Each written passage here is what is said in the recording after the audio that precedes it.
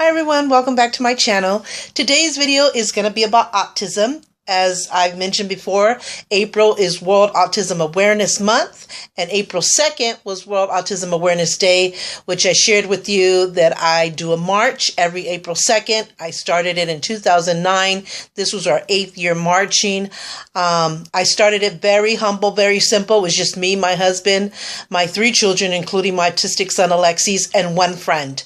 And we just had homemade posters, and we didn't even really wear the blue at the time because we didn't know much about the blue. What we did know is autism had 4 colors, and that's red, yellow, a medium light blue, and a dark blue.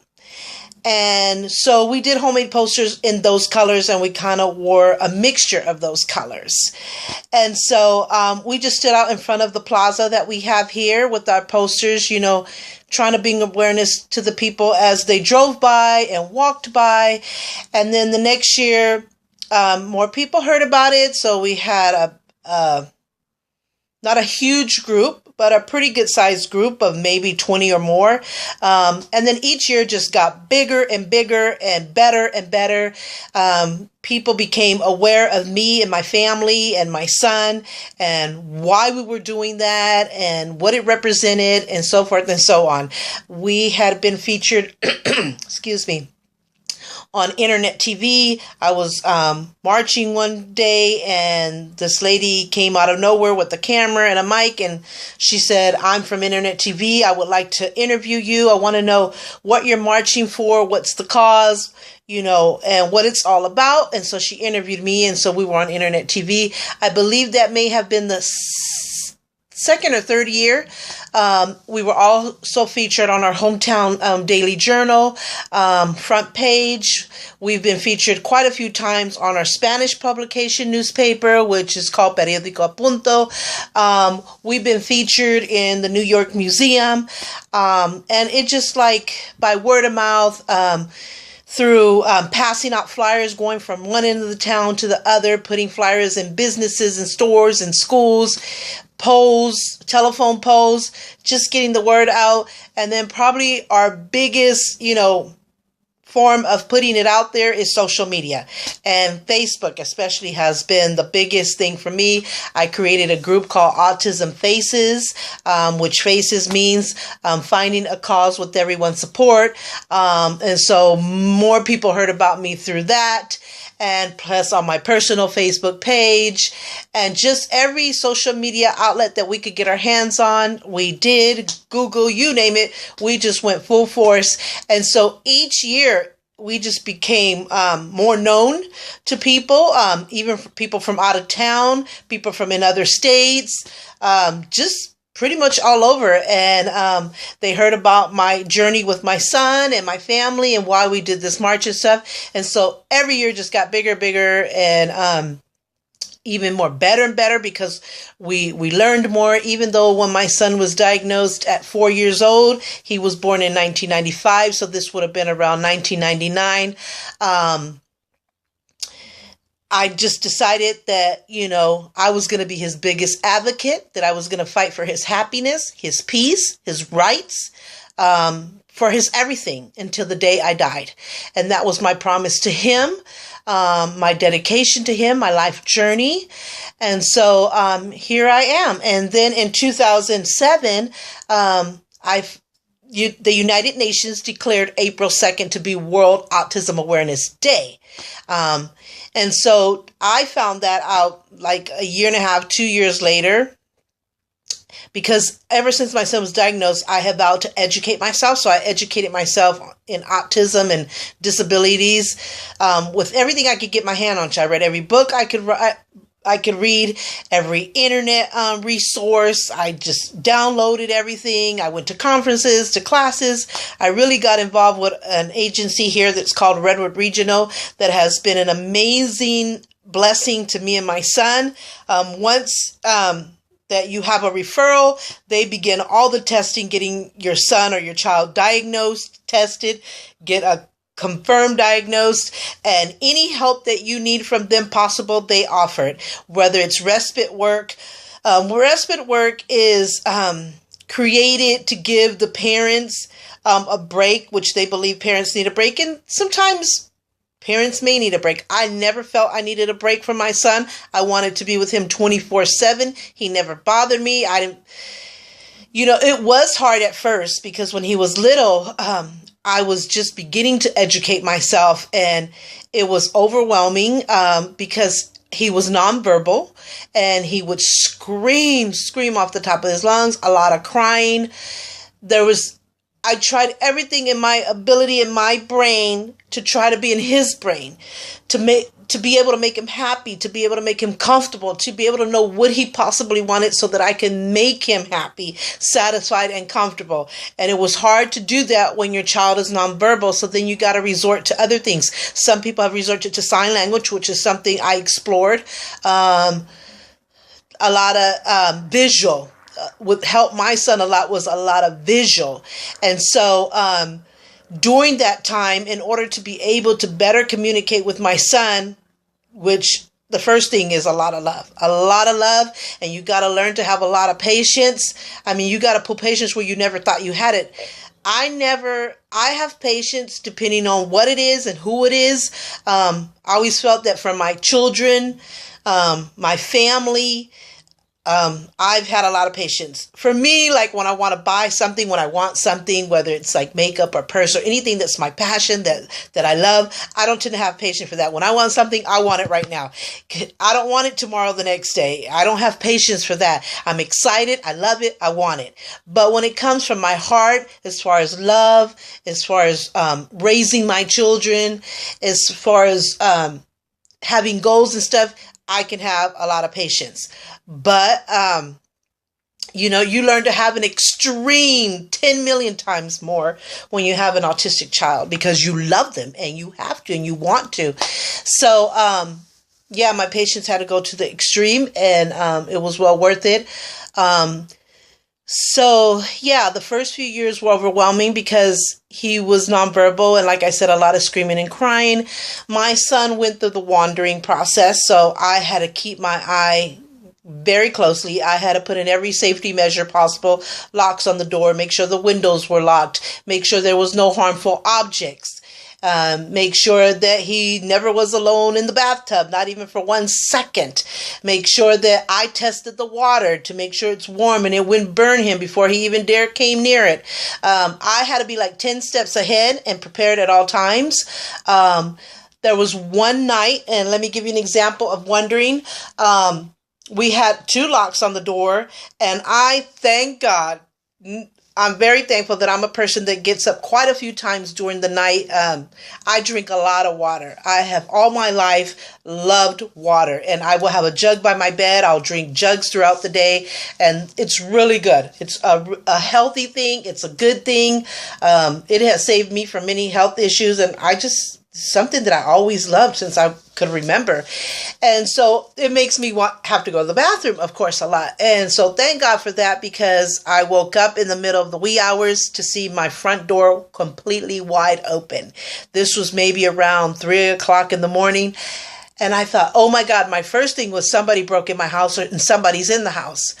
So I alerted my husband, and I went straight to my son's room, and he was gone. And I just lost it. I imagined the worst, because we lived in a street what's a normal street with many houses, kind of like the suburbs or just a general neighborhood. But the very corner of where I lived, it was a busy main street, like cars flying back and forth. It was a busy main street. So I imagined, oh my God, he wandered off that busy street. He got hit by a car. He got killed. He got kidnapped. He's lost. Just every worst nightmare that could go through your head went through my head, and I just ran out the door looking both ways, not knowing which way I wanted to run first. So of course I wanted to attack that busy street so that there was any chance I could save him, I would. And I just ran, and my husband's running the other way, and we're going through the house just in case, when all of a sudden I can't remember exactly if it was me and my husband or both of us. I'm sorry, my throat is really dry today. But I turned around, and we both saw my son in the neighbor's car. He had gotten in the neighbor's car. Thank God that neighbor's car was open because it became a safety place for him to be. Rather him be in that car than on the street. And the way we saw him was because somehow he turned on the inside car lights and it showed him. And oh my God, it was, oh my God, get him. Oh my God. So we grabbed him and he was naked because autistic children like to be naked. They like to be without clothes. It's something about the fibers and clothing. That's another thing you learn. You can wash the clothes and make it smell so beautiful, make it feel so soft. You could cut the tags off. You could find the most sensitive detergent. You could do it to the perfection. And they smell deep within the fibers. And either the smell or the texture will still completely bother them. So they tend to feel free and happy when they're naked. And I know I'm not saying that word right, so don't judge. Anyway, yeah, so we grabbed him out of the car and, of course, locked the neighbor's car and, wished they were there so we could say we were sorry, let them know that our son was autistic and stuff like that. So we got him to safely, and it just worried me. I knew I wasn't going to be able to sleep at peace anymore, and that I thank God that I was a person that got up in the wee hours because God knows what would have happened to him. But immediately the next morning, my husband went and got a specific lock. We don't have it here for me to show you, but a specific lock that sometimes adults can't even figure out. And the way he got out, because we had two high locks, he got up on the coffee table and somehow unlatched them. Well, this lock, he was never able to unlatch it again. Thank God. And we just took even 10 more times precautionary steps. And so he went through the suffering. He went through being nonverbal. He went through the screaming and hearing things, seeing things. He didn't like the one-on-one contact. You look at him straight in the eye. He didn't like that. And he didn't like big groups. He didn't like people talking too much at one time. He had a lot of oversensory and it just like killed them. And then, I'm going to stop there because I want to go back to how my son was diagnosed. You always follow your mother instincts. I had a feeling something was wrong. One thing that woke me up to something could be wrong is my other daughter, Adriana, had a learning disability called auditory processing. And the way it affected her, that in the moment, she knows exactly what you're saying, but in a matter of seconds, the brain destroys that information. She doesn't remember what you said or can't express it back. And so that gave me a kind of an open eye for when things just aren't right, when there's a possible disability going on. And maybe through that is what helped me to be able, so that I knew something was wrong with my son. So I noticed he was 17 months and didn't walk. And I know some children walk later than others, but I'd never seen somebody all the way to 17 months and not walk. And then when he crawled, it was not a normal baby crawl. It was a dragging of the body. And then I noticed that he didn't have the eye contact, no matter how loud I talked, no matter how much I banged. And of course, the screaming and crying and being 4 years old and not talking at all.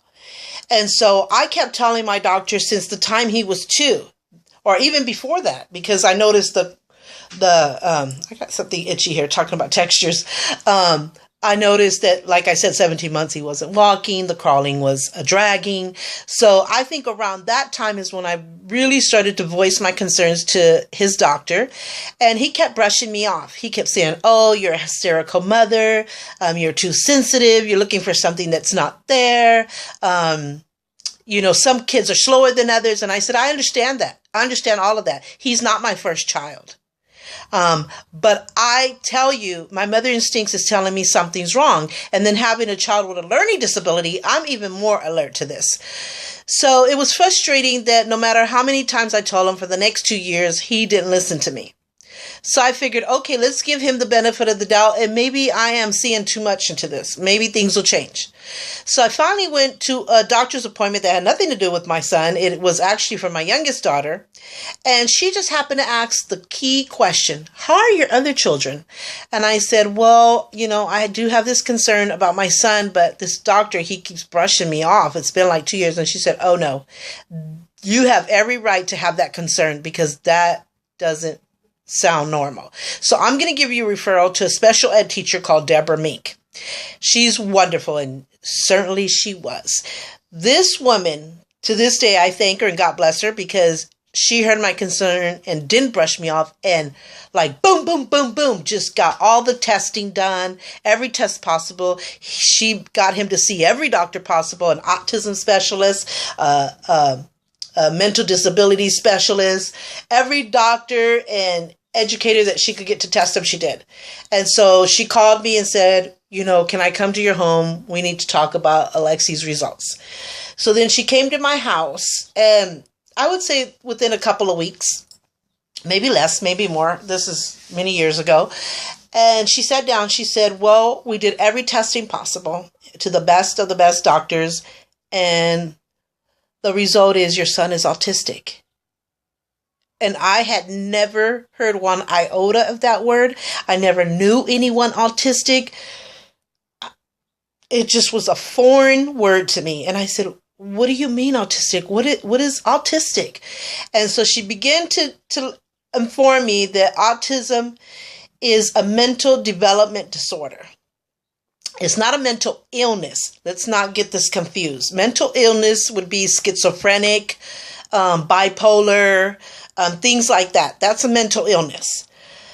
Autism is a mental disability. It's a mental development disorder. Something in the brain doesn't connect.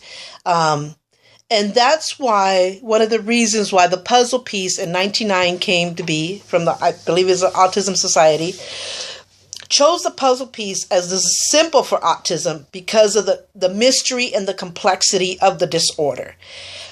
Because we have no cause and no cure, and we've been studying autism since the 1940s, which again, I still had never heard of it, since the 1940s. And back then, what they used to do when somebody fell into the category of autism is they would put them in mental institutions because they didn't know if they were crazy or what was going on. They had no idea. So back in the 70s, from what I have learned, is when they decided that is not the right thing to do. On the contrary, they should stay with their families who can love them and take care of them like no one else. And thank God, because I would never, under any God's earth, ever allow my son to be in a mental institution. I will go with him. I will never, ever allow my son to go to a home. I mean, many parents, autism is a huge spectrum. It goes all the way from moderate to severe. You have your high functioning, your genius ones, and you have your nonverbal ones that even still as adults, they're still nonverbal. They don't speak yet. It's a whole wide range. So every autistic children is unique and different, but they still have that same general signs going on. And one of the signs is the screaming and crying, and what other sign is nonverbal. Other sign is no eye contact, no social contact. Those are pretty much the main big signs. And so she began to explain to me that it was a mental development disorder, mental disability, and that there was no cause as of yet, and there was no cure. And I just began to cry after being in shock because I thought, the normal reaction is why? Why did this happen to him? What did I do wrong as a mother? Did I not eat good enough? Did I sin too much for God? Did I fall down and not remember? And because that's just a normal quick reaction, because you're shocked, you're stunned, and you're hurt. So it's not that you think, oh, I'm too good to have a disabled child. No, that's not why you're thinking these things at all. And it's not that you're saying, I don't want him like that. I want a normal child. Or why did God give me this child? Why couldn't he give me normal? You're not even thinking that way. But the things that you're asking yourself, people can interpret it that. But you know that you're not thinking that. And so after being shocked and a lot of tears flowing from my eyes, which makes me want to cry now. Eek. I said, okay, what can we do? What needs to happen now? She said, well, I would like to be his teacher, continue being his teacher. But because I got him pretty late in the year, which is around, it's so funny that it was around March or April, when he got diagnosed in April, being Autism Awareness Month. She said, I would like to hold him back, keep him back. So, kind of like holding him back a grade. And I said, whatever needs to be done. If that is what you need to help my son, let's do it. And then she said, and he has a doctor, which was Dr. Goldwasser, which is still his autism doctor today. He's the one that did the testing and diagnosed him. He would like to continue a relationship with him and be in his life where he can, do whatever medications he needs to do, observe him and see his progress. And I said, absolutely. We met with Dr. Goldwasser in Mill Valley. An amazing, amazing doctor. God bless him. He's been a blessing to us and my son. And in fact, we're going to be seeing him soon because we try to see him every 2 years. He does his medications. He had my son in the beginning. It was Prozac, and then the body got immune to Prozac, and then it created a huge weight gain. He has to be tested every 6 months for different things to make sure that the medications are not affecting him. So, and now it's Abilify. So, and then, so we got that. And then he had another doctor that dealt with mental disabilities, and he had diagnosed him with slight mental retardation. Now, this is one word that boils my blood. Not when it comes from a doctor, because I know it's a word. It exists, and it's a test that determines that these that someone could be diagnosed with mental retardation. But in his case, it was a slight mental retardation is what it's worded. Now, people use this word carelessly every day, and it boils my blood. They use it as a joke, like, you're so retarded, like, you're so funny or so crazy, and you're so retarded. And I'm like, please don't use that word, because my son is autistic, and he has that slight mental retardation. Don't use it in that sense. Like, you're using it, you might not mean it that way directly, but you're using it as a reference that someone that's stupid and crazy, and that's not true.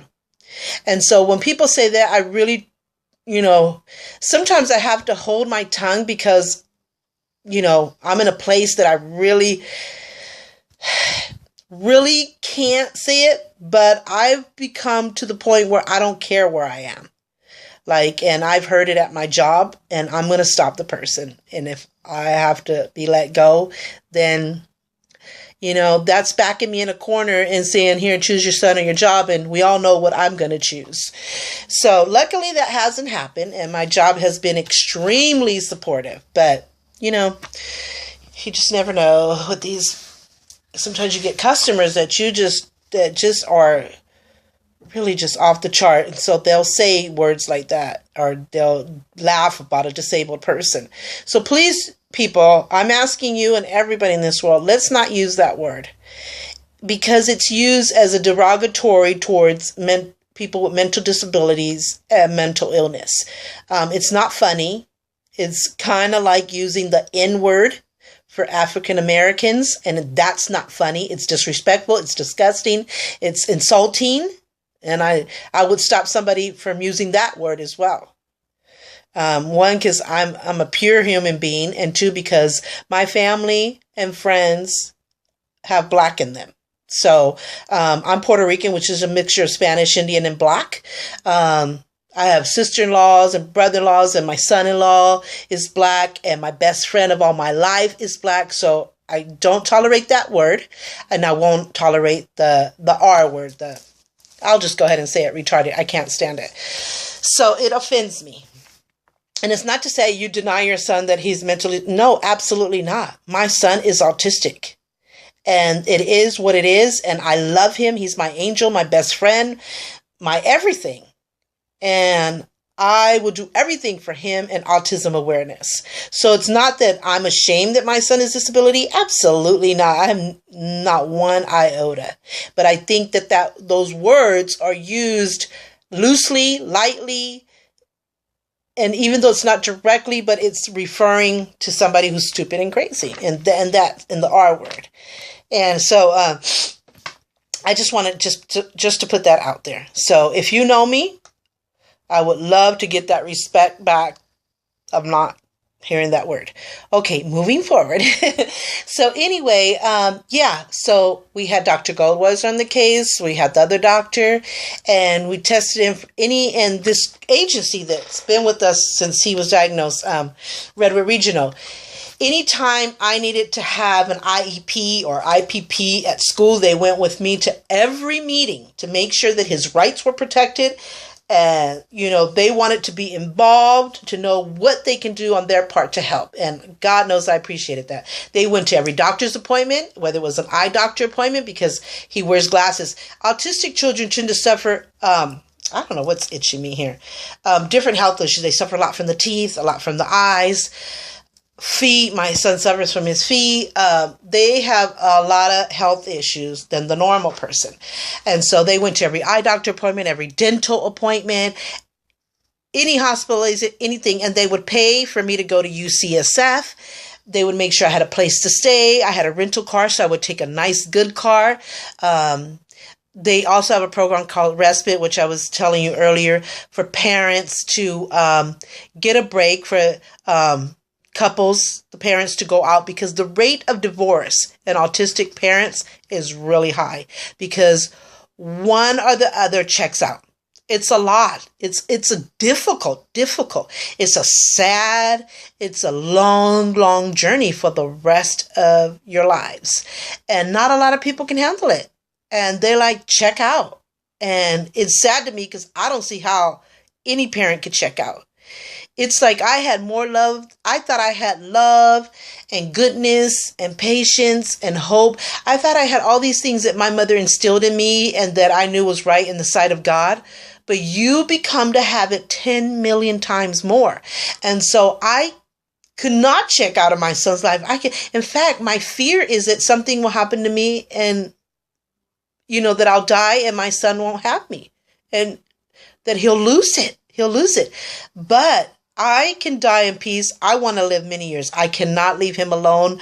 I always talk to God. Please, I beg you, let me live a long time. For one, I do love life. I love life. I think life is beautiful. There's so much that I love about me that I want to do. But more importantly, that boy needs me for as many years as possible, forever if possible. Well, we all know we have to all go someday. And so, I started to prepare. My youngest is 18. My other daughter's 25. She's getting married in August. My other daughter is 31. And my husband. So if anything should happen to me, I know that he will be taken care of. They will, if it's my daughters, they will take him with them. They will make him happy as much as I would have made him happy. They will do for him as I've always done for him. They will buy him his favorite things. They will take him places. They will make sure he's happy and comfortable and he's having fun and a great life like I would want it to be. And so I would be able to die in peace because I know that they're going to take over. My son can never, ever be in a home. I don't care how severe his autism is or how moderate his autism is. He will be with me or our family till the day he dies. And so I just don't understand when people put their family members or children in a home, even if they're adults. Even if they offer a good educational program, it doesn't matter. Nothing can replace the love of family, the love of a mom. Nobody can replace that. Nobody and nothing could ever replace that. I mean, he's so happy. He's happy. He's comfortable. He's at peace. He has so much fun. We have so much in common. I make sure he has everything he wants, everything he needs, that he's protected, that he's taken care of. I mean, he's happy. I mean, he has his moments where he's sad and his moments where it's so difficult for him, but he knows he has a mom that has his back. So, and I hope that for every autistic children and adult. So my time is about to run out. This is definitely going to be a 3-part video, and I'm sorry for that. I always say, oh my God, I don't want to go to a second and third part, and I really try not to, really. But sometimes it happens, and I hope by now you know me, and by now that you accept that I really try to do it as short as possible. I try to do it in one video as possible, but sometimes that's not going to happen. So, and I don't want to keep like having to explain it and be so sorry about it when my intention is to do it the shortest and least amount of possible. But with autism, especially this topic, it's going to have to be, and I'm okay with that. And I hope you enjoy it and watch the videos and learn something from it. And that's pretty much it. I probably got like 3 more minutes. Anyway, so yeah, so he got all the help he needs. Like I said, the company they gave me the respite where I said I didn't need it for many years. I didn't want it. I said, I don't need a break from my son. But within the years, not that I needed a break, but I chose to take it for him because they would come for like 3 to 4 hours a day, and they would take him to wherever he wanted to go. Like he likes to go to McDonald's. At that time, he would go to the park. He likes to go to the movies and see movies. He likes to play the arcade games. So the respite worker will come to my house, take him in their car, and take him to get and do anything he wanted for those 2, 3, 4 hours. They gave me 20 hours a month. And so it was perfect. And so wasn't me and my husband needing to go out and need a break. And, some people do need that. And I get that. Like whenever I have my nails done and I like to go shopping and buy makeup and purses. And, I like to go to the park. I like to go for walks when the weather is really beautiful. So I have my time for me. I definitely have my time to pamper me. I can't forget me. And the reason why is because when you love yourself and when you take care of yourself, then you can love and take care of somebody else. So the more that I take a deep breath, the more that I get a massage, or I get my nails done, or I buy purses or makeup, or do my YouTube videos, or do other fun things that is like a little pampering for me. I mean, it's great because I recover and I refresh, and I pour even more on him. And it's not that I have to do that. I mean, I could be with him 24/7 and not need that stuff. But I do make time for that. And I'll invite him if he wants to come, great. And if he doesn't, he will stay with my husband or my daughter. And I'll go and do that and refresh and have a good time and enjoy the part of me in life, and then come back, and then we have our times together, where we do special things together. Like today was one of those things. I came home from work. I work from 6 to 10 in the morning. I came home and I took him to get McDonald's. I took him to the grocery store to get a few groceries that he needed. Things that he wanted from the grocery store. Then I took him to get McDonald's, and I got myself something to eat, and we came home and ate it together. So it was our time together. One daughter's at school, one daughter's at work, my husband's at work. So it's just me and him time. And now he's in his room enjoying his movies and